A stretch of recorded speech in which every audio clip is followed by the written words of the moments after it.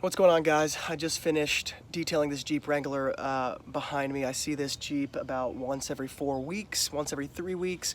It stays in the garage. It gets driven very rarely. I was on a podcast recently. I'll actually hook it up below. It was the Pints and Polishing podcast with Marshall, and we talked a lot about detailing business and the business side of things. And I made the comment, I'm not in the detailing business. I'm in the client service business. And I wanted to shoot this video really quickly because it is so interesting to me, particularly because of what social media does to the surface level appearance of businesses.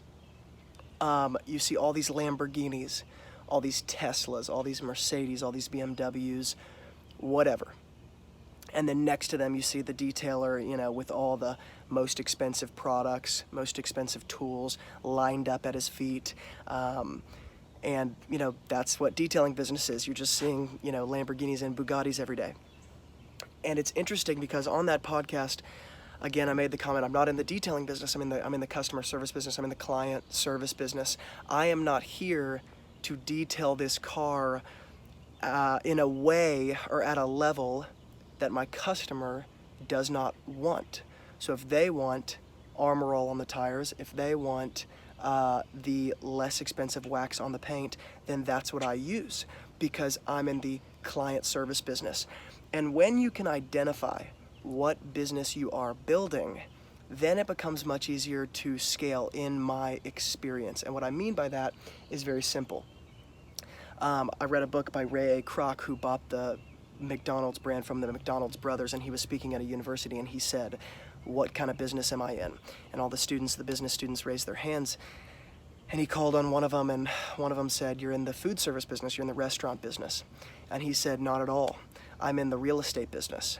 And many times in the detailing world, I get on the phone or I get messages from guys who are not profitable. They're running a detailing business, but they're not making much money. Recently, I talked to a high schooler who was struggling with that. He's now actually completely changed his perspective like I'm talking about here, and he called me the other day, and I'm actually going to interview him because he's had so much success now.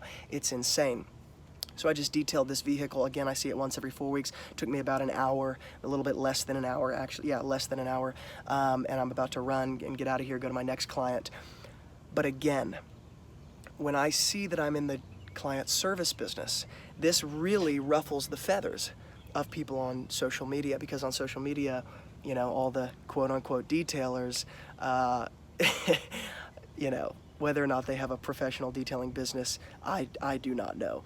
But I would imagine the answer to that is no, because it is very, very different, the perspective of somebody who just details every now and again and posts pictures of Lamborghinis and Bugattis and all that stuff, and then somebody who's actually running a business. And it seems to be two very, very different skills. And so I'm not here to talk about how to run a business or to teach entrepreneurship or teach business. All I'm saying is I'm making an observation about the importance of identifying the business you're in. If you're in the detailing business, that's great. Be in the detailing business.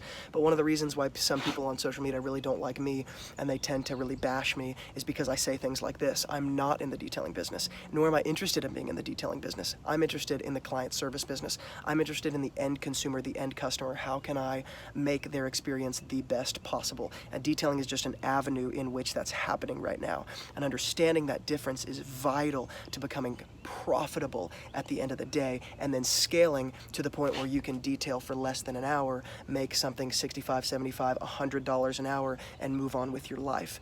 That is the business I'm in, not the buy expensive products all the time, only use expensive products, only use expensive brands, and anybody who doesn't is wrong, lesser, a hack, whatever it may be. So for whatever that's worth, a little bit of tidbit of wisdom as I was finishing up detailing and thinking this morning. So love you guys, and if you're new to the Wilson Auto Detailing community, consider subscribing if you like the content. And as always, from Luke here at Wilson Auto Detailing, keep working hard, and I'll see you guys in the next video.